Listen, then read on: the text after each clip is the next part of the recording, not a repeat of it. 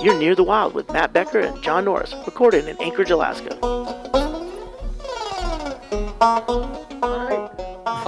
Welcome to another episode of Near the Wild. I'm Mat Becker. I'm John Norris. Yeah, I'm Greg Chaille.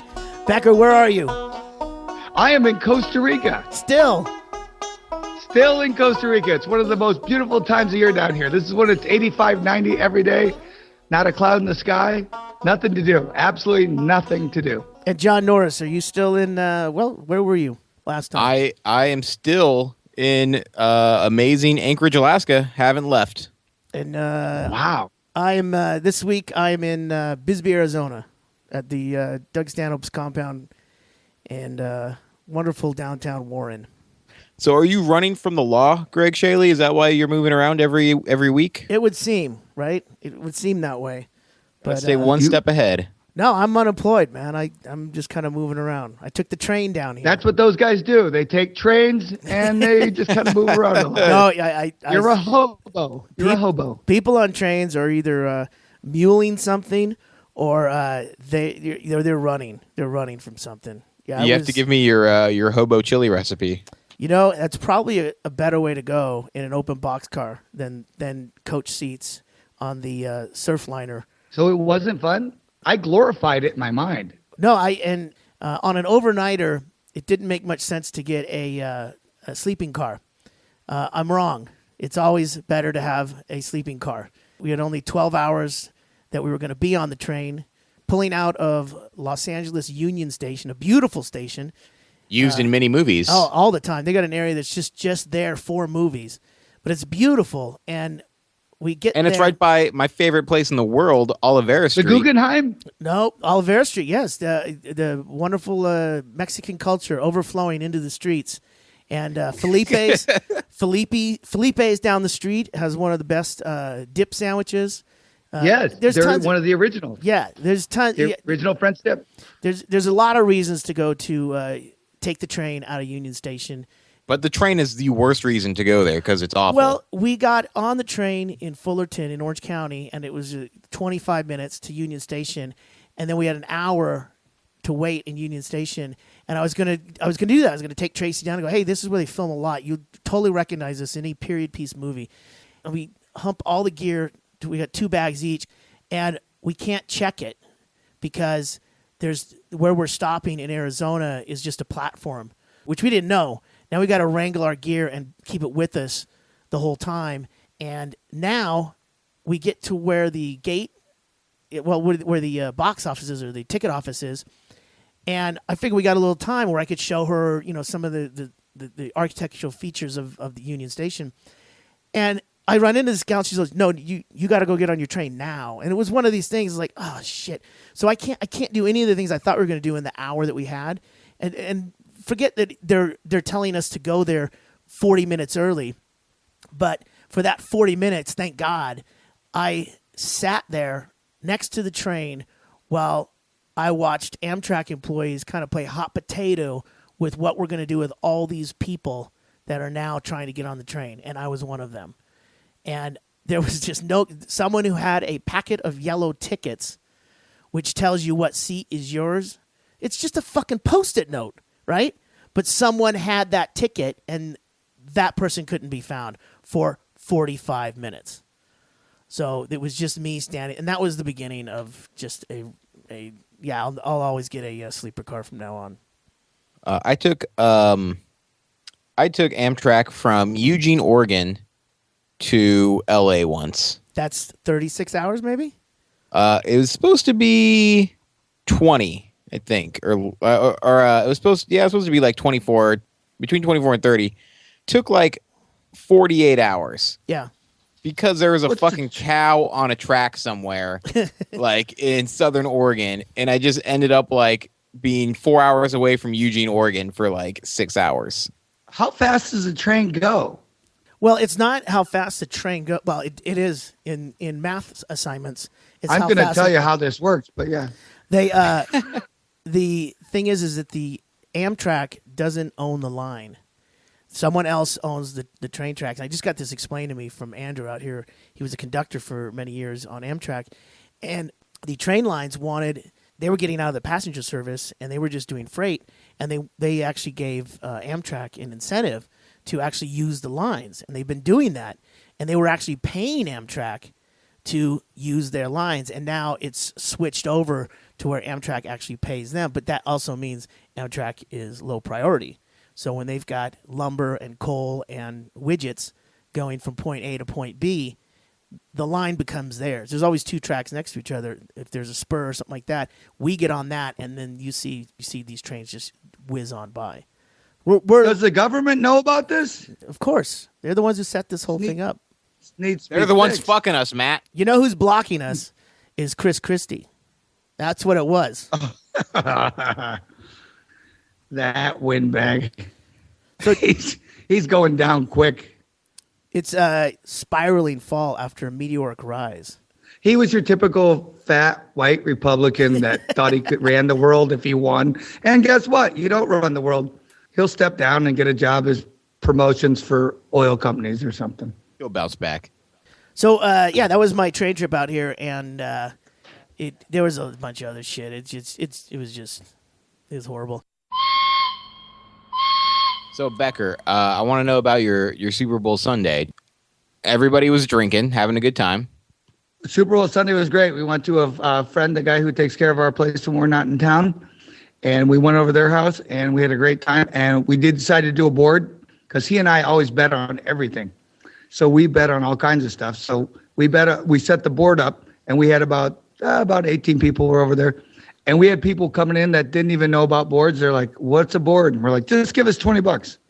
So we build the board, we fill it all up, and then I win 3 of the 4 quarters. So now they're going, so is he the only guy who can win this thing? And I'm like, I guess. It doesn't look good when the guy who sets up the board wins everything. The guy who tells you how it works is also the one winning everything.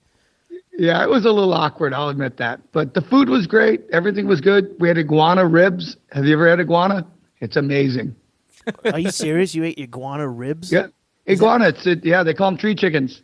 Isn't there a meatier place on the iguana that's edible? I eat the tail, but I guess it's tough.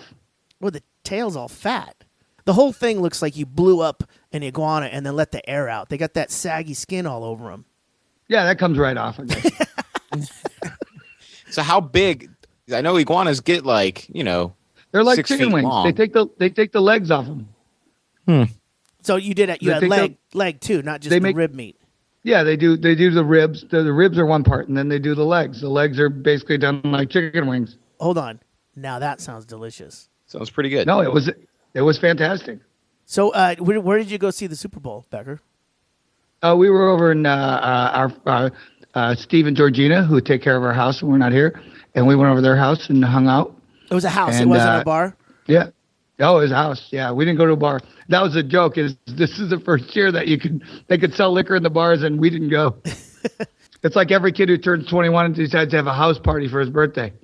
So you ended up passing out, and someone wrote "dick" on your head backwards with Sharpie? Oh no, I never pass out. You remember that? Mm-hmm. Yeah, no, it was pretty low key as far as like the drinking stuff. It was such a weird game, and once I won the first 3 quarters, I go, I better not get drunk. Yeah, and you better have the car started. Oh no, we were blocked in the park in the driveway. So I was like, okay. But all in all, it was a good game. I liked it. We were in Costa Rica, so we don't get the commercials. So really, all we had was Bruno Mars and the Chili Peppers unplugged. Hey, I saw that today. Did they play the? Did you get it simulcast in English? No. So it was all Spanish. See. Okay. and what? Which is. I didn't see the halftime with Bruno Mars and the Chili Peppers, but what are you talking about? What happened? Well, Bruno Mars came out because what a great choice. Because we have a contest we always do every year in which we try to guess the first song that the artist will play when they come out. And Becky hands down won this year.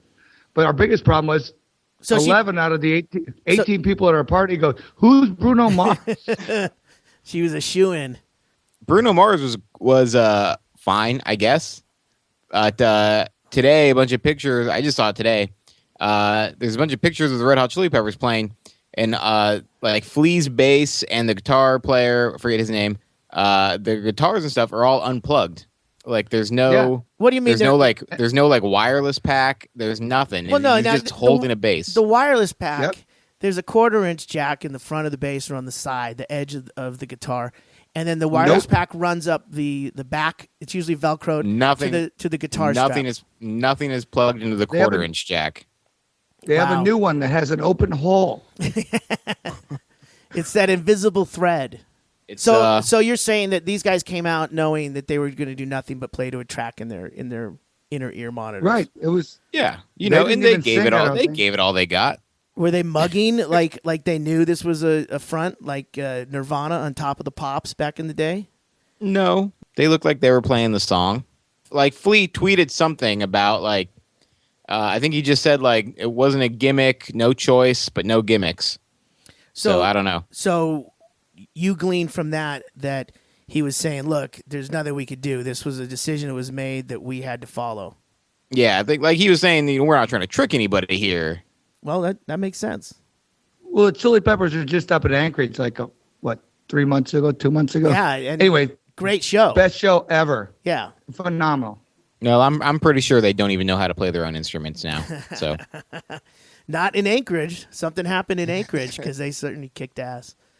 I mean, look, no one thinks that all these people 100% of the time sing the national anthem or play at the halftime, just because it's such a cavernous area that just the bounce back from the live, any live audio can really fuck it up. So there's a situation where the artist gets the decision last minute whether they're going to lip sync or they're going to play live, and some of that is to in case there's a problem vocally with a singer, like up front, especially for the national anthem. If they come down with something at the last minute, they have to have an option, so they have something recorded and ready. But it sounds like what you're saying is like the Chili Peppers basically like, you get up there and you play with all your hearts. You'll play. Yeah, there'll be no, we'll have no 1/4-inch cables available, if you know what I mean. Just get up there. Oh, I lost 1,000 cologne on the Chili Peppers too, because it was whether or not one or more guys would have their shirt off. Yeah. And I said only Flea would have his shirt off, and they all had their fucking shirts off, except for the drummer. Except the drummer. I guess he's just not. He's not going to the band workouts. I don't know. I thought they were gonna come out in socks, so I lost my shirt.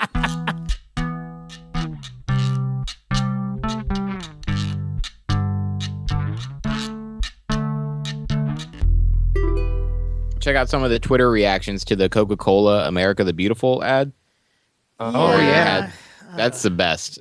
Where it's just everybody's like pissed off. Is it the one where they had like multi? Yeah, different languages and ethnicities. I didn't get it. Well, a lot of people are upset and tweeting stuff like, "Tell Coca-Cola not to let people sing the national anthem in another language." So one, they're racist. Two, they don't know the difference between the national anthem and America the Beautiful. But they have a right to be outraged. It's our right as Americans to be wrong about our national anthem. They're fighting for that freedom. Once you screw the words up, I don't know what you're singing. Actually, I know it's wrong. You don't know what they're saying. Mexican. You don't know what they're saying in that other language. They might be giving clues to Al Qaeda, locations and shit. Oh, I hope Coca-Cola checked that before they aired it. Well, that one guy wrote, he goes, "If this is what you're gonna do, I'm a Pepsi man from now on." Bam. Unless I I'm hope eating Pepsi's happy to have him. Unless I'm eating Mexican, because I can only drink Coca-Cola when I eat Mexican. But other than that. But it's got to be the good Coke from Mexico, not the stuff from the U.S. Oh, that's the one thing down here. See, they use cane sugar down here. Not for long. That sorghum, soybean stuff. What? I heard they're switching to corn syrup everywhere. Even in Mexico? Not here. The only reason they do it in America is because corn syrup high fructose corn syrup is so subsidized by the government that it's much cheaper than sugar. Yep. But the thing is, when you drink it down here, you're like, this is unbelievable. Well, it makes your eyes water like whiskey. You sure it's not the whiskey in your whiskey Coke that's doing that? No, I mean, you just sit there going, this is unbelievable. This should be legal. A lot of the fine carnicerias in the Arizona location that I'm in now, they offer Mexican Coke. I mean, They, Mexican Coca-Cola. Tequila Kitchen and Serrano's here in Anchorage, which, in my opinion, has completely overtaken Taco King, the stalwart of Mexican food in Alaska. They serve Mexican Coca-Cola With the white label, the English ingredients. Yeah. Wow. So it's moving. That's like besides drugs, that's the number one export out of Mexico right now. And surprisingly enough, it's also called Coke. That's great. Finally, they have something to fall back on. Once they run out of stop people to making- kidnap. Hey, if this Coke export doesn't work, maybe this Coke export will work. Did you know until 2 years ago they were still making Volkswagens down there? Yeah. I knew that they had them down the there. old Beetle. Yeah. They bought the dies from Germany and were making the original thing, and they quit. And they said it's just not enough demand now that the new Beetle's out. Oh, the new one. You ever doing the old parts to the old one, the vintage one? No, they made the old vintage one, yeah, but you got it for $5,500. Becker, how come you're not on that? You should have a fleet of them in Anchorage that you're renting out. Because they won't let them import them into the U.S. because they don't have all the emission stuff. Oh shit! Yeah. Fuckers. But I knew about that, and so that's why bugs have been like the taxi cab of choice in Mexico for the last 30, 40 years. They just kept making them. Yeah, perfect, right? Low gas mileage, small, get you where you want to go. They said it was one of the good things that came out of Germany. Wasn't it under It Hitler? was. Hitler designed it. Yeah. Well, not him. I mean, it was he wasn't Hitler's that good. guys. He wasn't that good. He commissioned it. Who would think he'd come up with a 2-seater?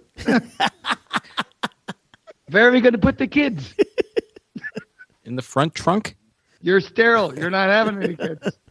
Yeah. They took the train.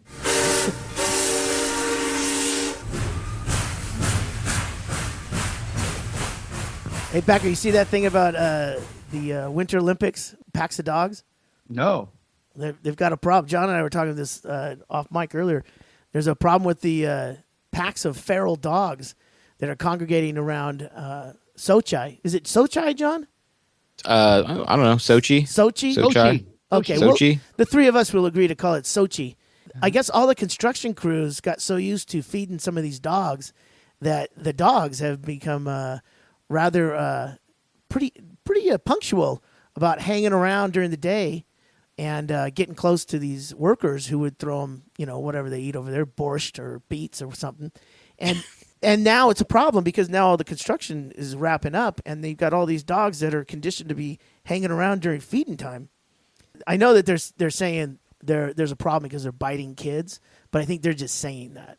I don't think. Yeah, I think they're making it up. that's a way to get people to say, well, look, we can't have the kids getting bitten by dogs.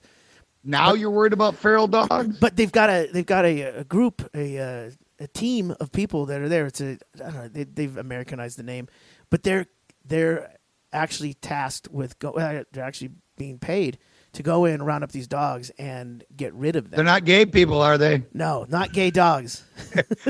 No, gay people. Hold You on. gay? All right, you got to go get the feral dogs. What? The guy's got a bunch of rainbow-colored guys dead in a van. He goes, "Oh, you said dogs?" Don't worry, they're man's best friend. In Russian, the words are very similar. They don't. Oh, that's what they call gays. That's what Putin calls them. Well, That is crazy. yeah, it's kind of insane. But the thing is, they have China on their side, so that's where you're going to run into trouble. Is that China can provide all the food as long as they'll use the weapons. Well, maybe this is hack, but maybe that's how they get rid of the dogs. Send them to China. Wow. Why USA. Why dig them under? USA. We're getting. Yeah, I'm sorry, but from a man who eats iguana, is dog good in shark fin soup? I don't know.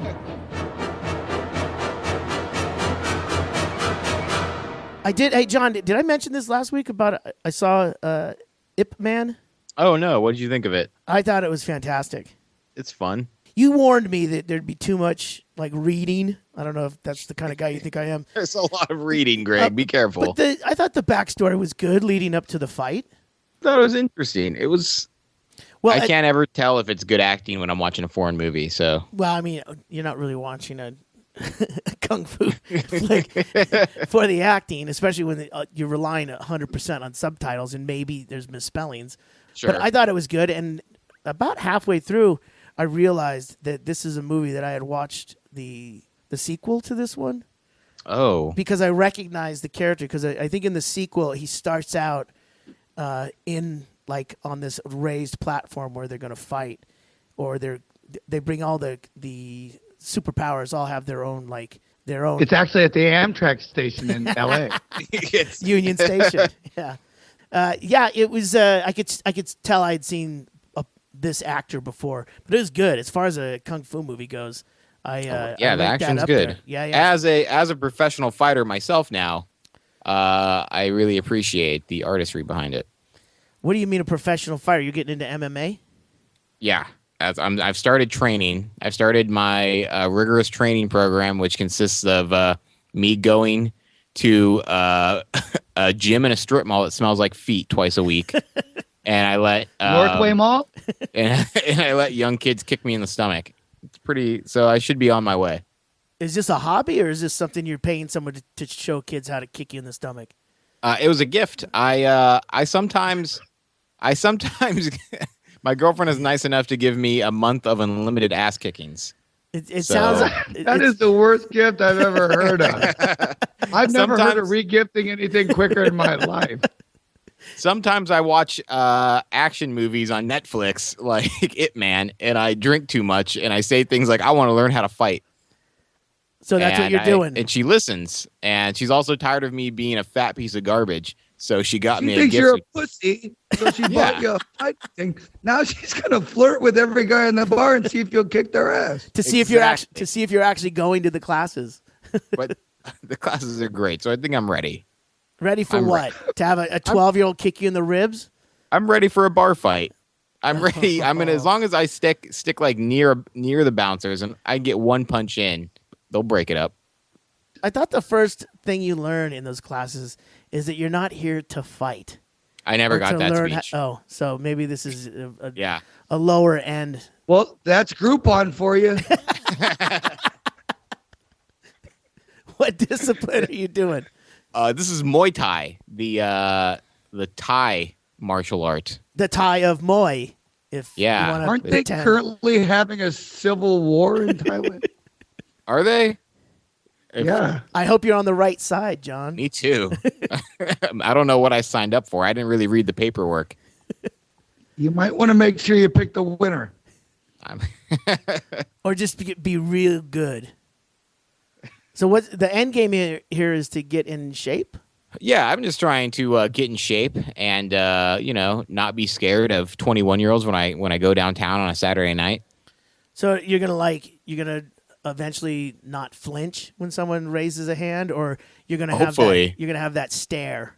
Hopefully, that they go right. Well, I think my first move is to confuse them when I bow to them, because we always bow before we spar. So I'll bow when somebody threatens me, and then I'll work on my stance. I'll make sure it's solid, and then I'll just try to kind of slap box them a little bit. That's kind of a good move, don't you think? I mean, Becker, right there, you and I. We stand back like we're ready to get into this thing, like, ladies, stand back, and then we do the bow, and then all we need to know is a couple more pointers, John, and I think we beat the rap. I mean, we're already, they're running. They already know we know Muay Thai or something. If that's what you said. I mean, I think the secret is just to never stop swinging your arms at them, like a windmill. Yeah, just they call it the flail technique. I think you need a medical alert bracelet and a helmet. Helmet's not a bad idea. Because, I mean, then you can just headbutt all you want. Yeah, maybe the helmet with a face guard so they couldn't gouge you. And then a couple I got a hockey helmet. Yeah, there you go. And then maybe a couple of those big novelty Hulk hands that they were selling a couple years ago that make a Hulk smash sound. As long as I can maybe take out some of the foam so I can fit a beer in there. I mean, you certainly will look crazy swinging with I'm that. telling you, well, you Nope. might want to try the alternative. Just wear a lady's blouse. Clearly, a lady's blouse. And I doubt if anyone will mess with you. If you're drinking a craft beer, you'll be fine. I might get some free drinks out of that. That's not a bad idea. Well, that's And you can re-gift it to your girl. There we go. You know what you got to do? You got to set it up, have somebody meet you in the bar, and it's a setup, and you act like they start shit with you. And then you fucking use your meat tie, fucking whatever tie fucking stuff. Muay Thai. And you knock the shit out of them, and then they just wander off, and she's like, oh my God, I can't And I'm believe like, that. That's yeah, amazing. money well spent. Yeah. Thanks for those classes. and then you stay at the same weight, Same weight. and you just have to figure out you got to be there at the same roughly the same time. John, you're into movies. You could Well- certainly link it up with one of the features over at the Century 21. Yeah, Century. conveniently, the gym is right next to a KFC, so I could kill some time at a KFC, eat Boy, a bucket. They're asking you to run this scam. They're putting the KFC right there. You're Oh, yeah. you're never more than a $5 cab ride to a movie. You're right there, John. And as long as you have always got maybe a fanny sack or a fanny pack with your girly dress in it, you're Yeah. ready to go. I mean, you're Superman. I mean, you're Clark Kent now, but And you will be Clark Kent later. Well, Clarissa Kent later in your Clarissa. dress. Yeah. Well, that's good. I like this plan. hey, the blouse doesn't make the man. But yeah, good luck with your jiu-jitsu. Thanks. Hope that works out. So you still smoking? Like a chimney. I need to learn to fight with one hand because a lot of times the trouble starts when I'm outside smoking and I don't want to lose a cigarette. They're very Oh, that's the expensive. worst.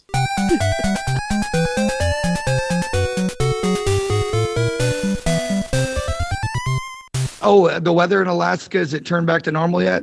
It's cold, but it hasn't snowed, so there's still like the roads are clear, and there's like there's only snow at the top of the mountains, so it's odd. It doesn't feel like winter, but it's still like 20 degrees again. It's winter. I just need to know when I could talk shit again on Facebook. People start going to me, it's 45, you're a dick. What do you leave for? And I'm like, you're right. Okay, I get it. Yeah, Don't wait. It's a winner's game for you, Becker. This is tantamount to you losing 1 quarter during the squares. No, I told him, I said, I know it's 45, but I go, I know what 85 feels like to you. Yeah. Oh yeah, you're still way ahead in the weather game. But for us non-skiers, non-snow machiners, this is a winter paradise. Oh, yeah, but that was the other thing is people were going, oh, hey, who wants to buy my pass to Alaska? It's a season pass. Oh yeah. You can have it cheap. Well, are they doing mountain biking right now down the mountain, Alaska? They could. I feel like they could be. I think they got the snow machines working overtime, but it's mostly closed. So They're making sleet. Now's a good time to rent that cabin in Girdwood. Hey, I just remembered this one thing I saw on the news. A guy who owns a furniture store in, I want to say Texas. If they bought $6,000 or more worth of furniture within the 2 weeks prior to Super Bowl, and they spent over $6,000, and if Denver lost, he would refund their money. Did you guys see this? No. Basically, he's losing $7 million. How? Why did he think that was a good idea? Well, I mean, What's look, his return policy? Becker immediately with the way to fucking hang him up. But no, actually, if you did, you basically betting on Seattle by doing this, but you still got the furniture. You spent the same price, but Yeah. now he has to give you your refund. So you don't even. Why do you even want to take the furniture back, Becker? No. Oh, if you would have lost, you would have just Yeah, if I lose, Well, I no, just return it. I want the complete refund, but I also don't want the furniture. So you want the money? Oh, I get I it. just- No, Becker, that's totally the scam. You get the money back, and then you sell the stupid furniture on. Well, you're gonna have to sell it yourself on Craigslist or something. Yeah, he's not taking it back at a loss. No. A double That loss. just seems like such an insane thing to do if you're a business owner. It's a good marketing trick, but Oh. the thing is not having a fire was a bad marketing trick. He says that it definitely helped more brand awareness is basically what he's betting on. But I think that's just the guy trying to figure out the silver lining on that gray cloud. Good luck expanding to Seattle. 7 fucking million. Oh, that was the other one. Merriweather. Floyd, the boxer. Floyd Merriweather he bet $10.8 million on the Broncos. Is it Mayweather or Merriweather? Mayweather. Floyd Mayweather. Mayweather. All right. And what did he do? He bet $10.8 million with Vegas on the Broncos to win. Ooh. They have pictures of him while the game was going on, and he's losing his mind. From, let's see, the first 12 seconds till the end of the game. Yeah. I mean, you get the first 12 seconds, you go, wow, I'll go, okay. They're just jittery. They're good. He also bet $1 million that people knew who Bruno Mars was. He got that back. Barely. It's only because he's got another fight coming up then. He is must. what he has to do now. Oh, man, he's got a lot of fights coming up. Or you're never going to hear from him again. No, he's got 14 kids he's got to feed. I mean, they're going to be kicking him like John at safety girls Thai class. They'll be kicking the shit out of him going, you blew $10 million on the Broncos? Can't you get that same satisfaction, that same rush out of $1 million or maybe $5 million? $10.8 million? Not when you have $10.8 million in your bank account. Well, hopefully he That's has not more the than same. $10.8 million. You have to talk post tense. Yeah, had 10. I guarantee that was all the money. How could he have more than that? I can't imagine. Boxers traditionally are bad investors. He's like the biggest boxer in the world, I think. He's like kicked Manny Pacquiao's ass a couple times. He's do one more. He bet, yeah. I think he's a big deal. Or I don't think he understands sports betting that much. No, he obviously doesn't know anything about sports. Or math, a decimal point. Maybe that would help him out next time. Well, yeah, why 10.8? Just keep the 8. Just in case. Or what? Yeah, just cab ride home, something, you know? Oh, my God. He must, I mean, look, man, that was the weird line. I hope he got free drinks while the game was going on. God, he can't get a cocktail server over here. Jesus Christ, I'm in the millionaire section. He got a wing of the hotel for $10.8 million. No, it's crazy. I mean, when you think about it, you just gone, who? I mean, it could have been a publicity stunt, but I don't think it was. Who's in his entourage? There's not one person that said, whoa, what? He didn't have any Jews, that's for sure.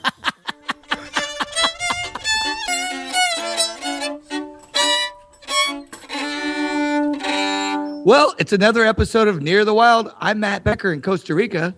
John Norris in Anchorage, Alaska. And Greg Chaille in Bisbee, Arizona. Thanks for listening. Goodbye.